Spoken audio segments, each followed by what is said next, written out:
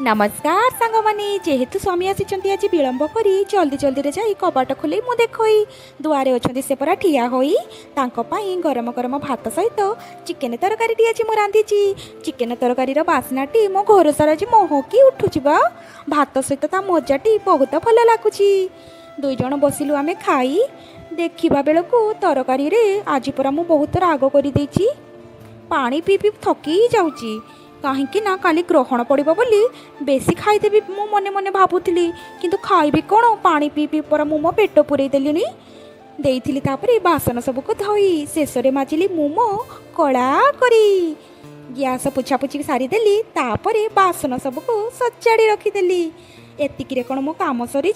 सरी नथिला मो आउरी गोटे बड़ काम बाकी अच्छी जोटा कि भात पखाड़ा अच्छी भात को गरम पानी करी जल्दी जल्दी पखाड़ी देली तापरे जाइथिली मु मो रोषे घर लाइट ऑफ करी रोषे घर लाइट ऑफ करी सारी आसीथिली बिछना पारिबा पई बिछना को सजाड़ी आपण समस्त को मो तरफ गुड नाइट जणई दउची भाई और भौणी माने जय जगन्नाथ।